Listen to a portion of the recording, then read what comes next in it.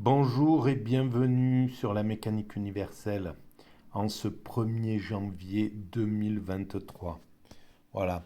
Alors je me suis dit que ça serait bien de commencer cette année à partir de quelque chose de bien universel dans les vidéos que je présente euh, sur cet espace et qui sont en lien avec la théorie que je défends sur la mécanique universelle.net, sur le site internet, dans lequel j'essaie de démontrer de façon raisonnable, de façon logique, pourquoi l'humanité est destinée à atteindre son ultime perfection. Pourquoi nous évoluons, l'humanité tout entière, hein, et depuis l'origine, c'est l'humanité tout entière, évolue vers son ultime perfection, qui est une perfection technique, évidemment,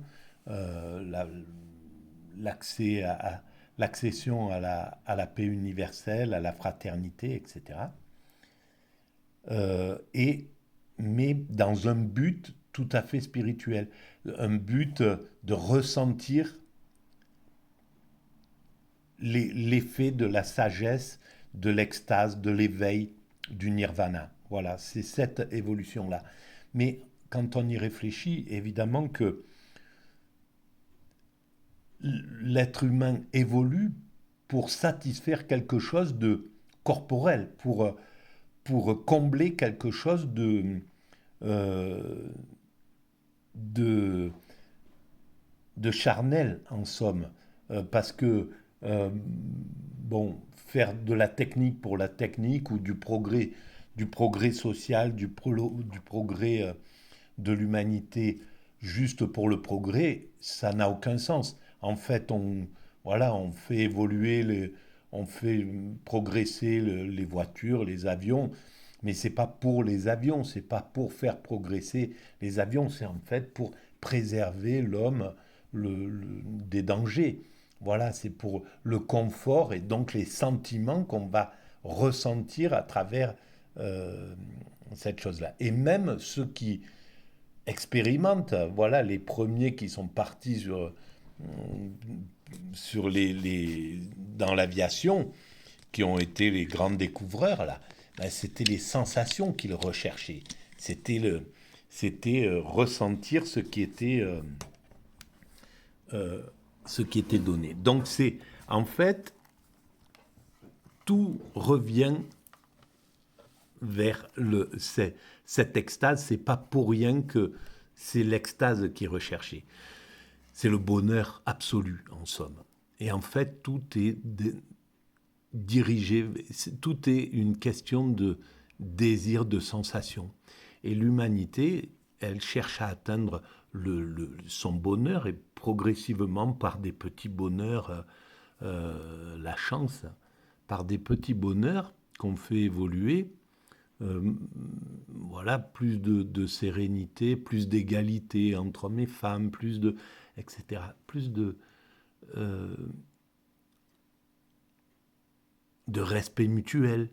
Voilà, on est sorti, par exemple, depuis quelques décennies, c'est pas si vieux que ça, hein, d'un système qui était colonial, par exemple. Et pour avancer, même si c'est encore pas complètement parfait, bien entendu, parce que l'humanité, elle met du temps à évoluer. Mais voilà, on est sorti de cette relation colonisée pour aller vers toujours plus d'égalité, plus de respect mutuel, etc. Et de siècle en siècle, on développe euh, ces nouvelles sensations, en somme. Voilà. Il fallait qu'on sorte de cette sensation qui était désagréable et qui était morbide pour les deux. Hein, voilà, Hegel l'a bien montré. Euh, le, le maître, dans l'esclavage, le maître et et l'esclave sont dans la souffrance. Et c'est pas forcément le maître qui tire le, le- la plus haute dimension spirituelle de l'oppression qu'il engendre. Voilà. Donc, même l'avancée vers la morale, dont parle Kant, et une morale universelle, est pour sentir, pour aller vers des sensations de plus en plus agréables. Parce que quand on se comporte de façon juste, le plaisir qu'on ressent, il est vraiment différent de celui qui se comporte de façon injuste et qu'il ressent, qu'il sait, parce qu'on sait ce que quand on se comporte mal. Donc la morale, elle est universelle naturellement. Voilà, là on voit que même une petite souris a essayé d'avancer dans la morale de Kant et elle a renoncé parce que ça mettait en danger tout son instinct. Et bon, pour le monde de la nature, évidemment, l'instinct est à préserver. Pour le monde de la culture, l'instinct doit se domestiquer de mieux en mieux. Et c'est pourquoi sur la mécanique universelle, je dis nous travaillons à 3 choses essentielles. La maîtrise progressive du comportement, voilà, de plus en plus, même si ça ne se voit pas complètement, mais on maîtrise de mieux en mieux notre comportement. La maîtrise progressive de notre environnement. Là, on est en train de franchir un palier et d'évoluer vers une vision beaucoup plus éthique face à la nature, beaucoup plus écologique. Et on voit toute l'énergie qui est créatrice et qui est en train de mettre en place l'humanité pour évoluer là dans ce sens. Et comme nous n'avons pas de plan, on évolue bien souvent sous la contrainte de nos propres erreurs. On évolue, on fait des erreurs, on salit cette planète parce que dans l'euphorie, on pense qu'on ne voit pas le danger. Et puis, on se rend compte de l'erreur, on résiste. C'est ce qui s'est passé avec les premières réflexions sur le changement climatique. Mais, voilà, ceux qui ne voulaient pas sortir de ce modèle refusaient d'entendre parler de ça et essayaient même de manipuler un peu l'humanité pour qu'on n'y aille pas tout de suite. Et puis, progressivement, voilà, ça s'impose et on doit passer sur un autre modèle par la contrainte. Bien souvent, c'est comme ça que nous évoluons. Voilà. Alors, j'ai fait une petite marque là, juste pour commencer à lire ce petit passage. Donc, agis de manière à traiter l'humanité aussi bien dans ta personne que dans la personne des autres. Jamais simplement comme un moyen, mais toujours en même temps comme une fin. Et c'est là où on voit que les Lumières, parce que Kant appartenait à ce moment philosophique de l'évolution de la philosophie, les Lumières, et qu'il avait une vision universelle totale, agit de manière à traiter l'humanité. Et c'était ce qui ça a été la grande exaltation de cette période des Lumières qui était le 18e et voilà 18e siècle.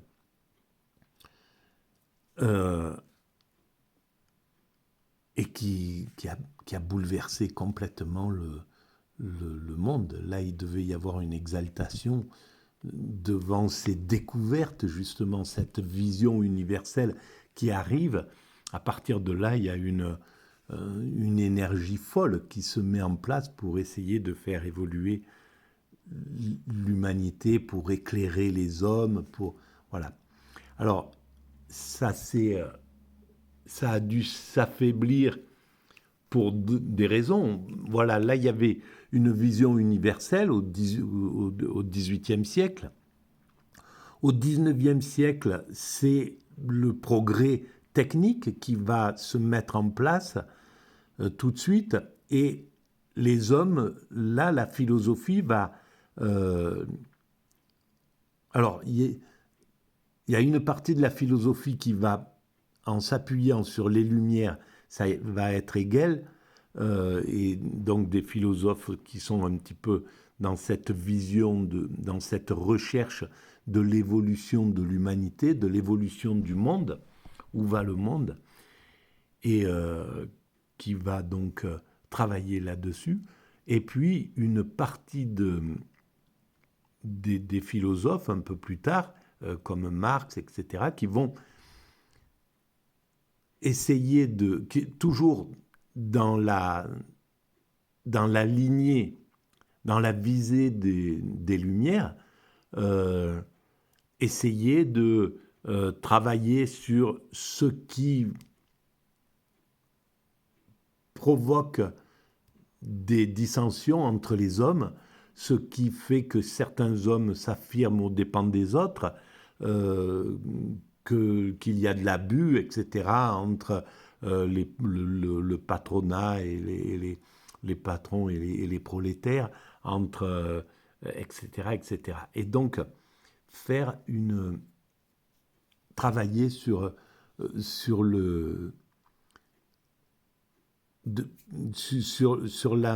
la vie telle qu'elle est, mettre à distance le spirituel, qui existait encore à l'époque des Lumières, à l'époque de Kant, il était encore baigné par le spirituel. Et là, on écarte le spirituel pour travailler sur l'homme, travailler sur l'homme aussi, sur sa psychologie. C'est l'arrivée de Freud, etc., qui vont commencer à réfléchir à la personnalité, à la psychologie de l'être humain. Et donc, on a ramené la lumière qui éclairait les cieux sur l'homme à ce moment-là. Et c'était nécessaire. Et donc, ça a écarté un petit peu le spirituel. Et ça a permis au spirituel d'aller faire un peu sa dépression de toute puissance. Parce qu'il était resté tout puissant pendant très longtemps. Alors voilà, devant cette toute puissance, il y a eu la violence de la révolution, qui, parce que il restait sourd à l'accélération des changements qui étaient demandés par le niveau de conscience que l'humanité avait atteint, le système réactionnaire ne voulait pas céder la place, et donc à ce moment-là, le grand flot de l'évolution de l'humanité ne s'embarrasse pas de principe, il renverse, à ce moment-là, il devient plus fort. Et c'est ce qui risque malheureusement d'arriver aujourd'hui devant la surdité du système dominant, qui ne veut pas, qui sait très bien que les injustices là sont au maximum, qu'il n'y a aucune raison qu'un tout petit pourcentage d'êtres humains thésaurise l'ensemble des richesses, qu'on ne parvienne pas à juguler par les impôts, par un système redistributif correct, à juguler le problème. Et donc, si cette surdité persiste, l'humanité la débordera d'une manière ou d'une autre. Voilà. Et c'est comme ça le principe de l'évolution de l'humanité. Donc, on ne peut pas arrêter le fleuve de l'humanité. Il n'y a pas à essayer. Voilà, c'est l'idéal, ça serait de vraiment se glisser dans ce fleuve et puis d'en accepter le rythme, d'en comprendre le rythme, d'en comprendre la logique, de savoir où il va, etc. et d'y aller en pleine conscience. Donc pas par une évolution ni par surdité, ni par antagonisme, ni à travers voilà, l'antagonisme entre les communautés, les peuples, etc. Donc, sur cette phrase-là, agis de manière à traiter l'humanité aussi bien dans ta personne que dans la personne des autres, jamais simplement comme un moyen, mais toujours en même temps comme une fin.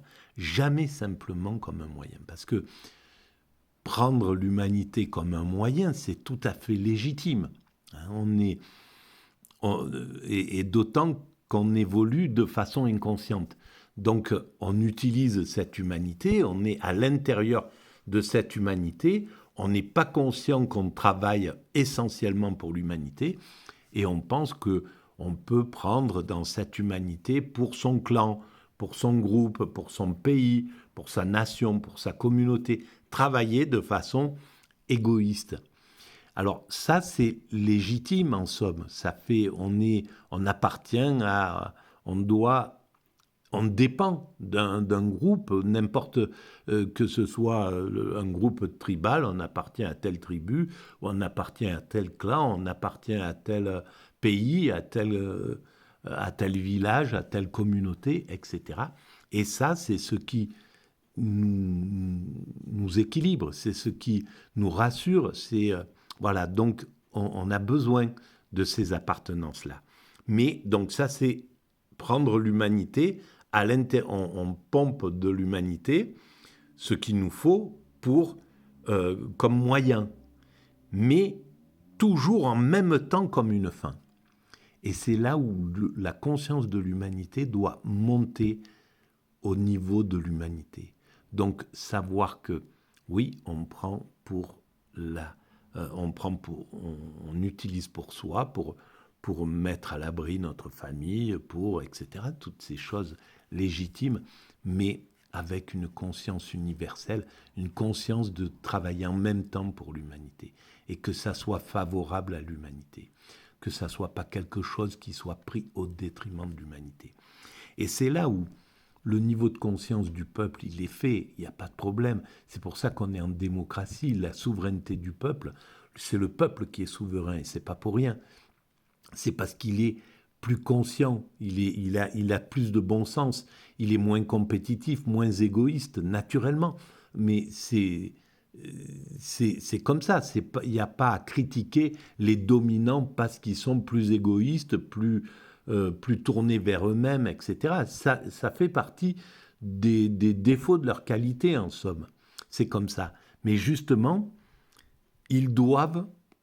on doit éclairer ces dominants pour qu'ils comprennent qu'ils doivent en même temps que cette richesse, et c'est ce que font par exemple les nouveaux oligarques américains.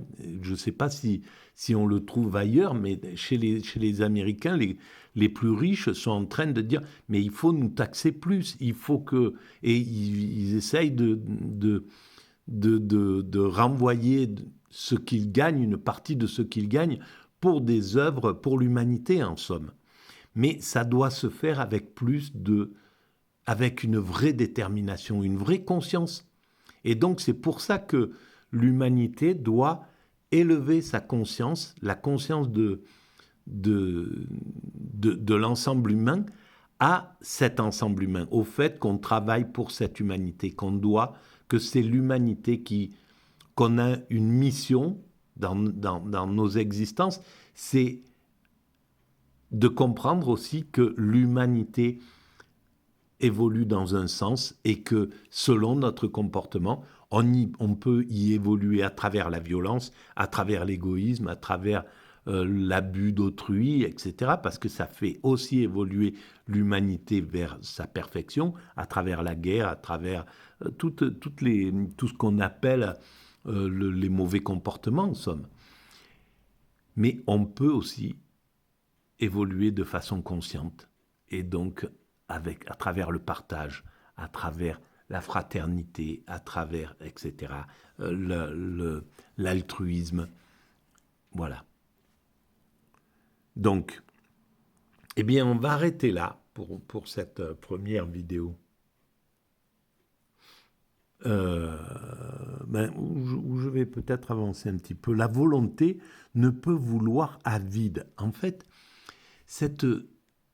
notre volonté de faire les choses sont toujours motivées, justement, soit pour notre clan, pour notre famille, pour notre village, pour notre tribu, pour notre, etc., pour notre pays.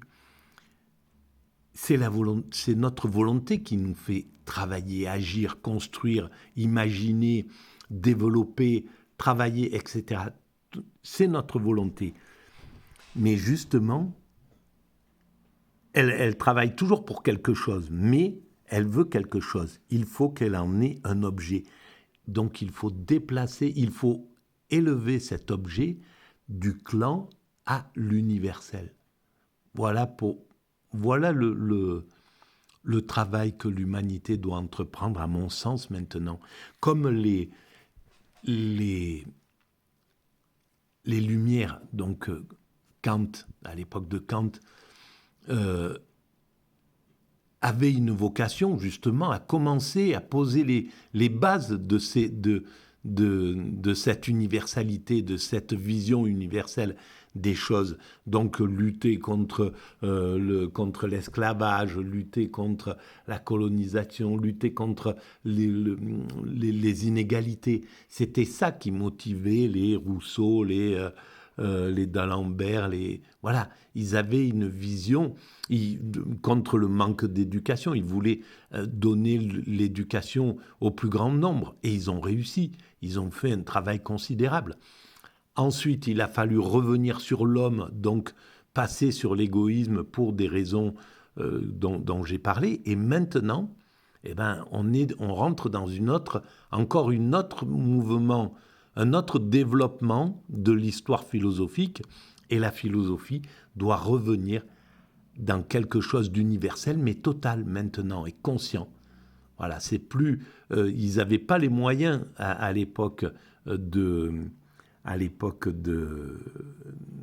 Kant d'avoir une vision complètement universelle, fraternelle, totale des choses, parce qu'ils étaient tout simple, il leur manquait des éléments que nous avons aujourd'hui. Voilà, on sait aujourd'hui que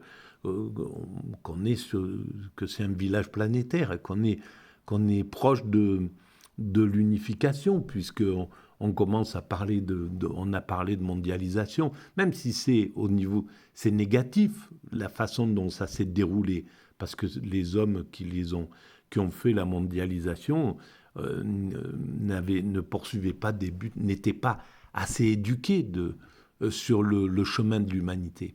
Ils n'avaient pas compris le sens de l'humanité. Donc, ils y sont allés, ils ont construit ça, mais d'un côté prédateur et égoïste, en essayant de s'affirmer d'affirmer l'Occident aux dépens du reste du monde. C'est comme ça. Donc, c'est bien, et c'est la conscience de l'Occident qui doit être éveillée. Et c'est ce que le monde est en train de faire. Le monde est en train d'éveiller progressivement la conscience de l'Occident, qui résiste, qui ne veut pas, parce qu'il était bien dans sa position de maître et d'esclave. C'est quelque chose qu'il a depuis longtemps en mémoire. Et donc, c'est très difficile de sortir de cet état-là sans violence. C'est très, très difficile. C'est ce qu'on a vu avec, la révolution, la guerre d'Algérie, etc.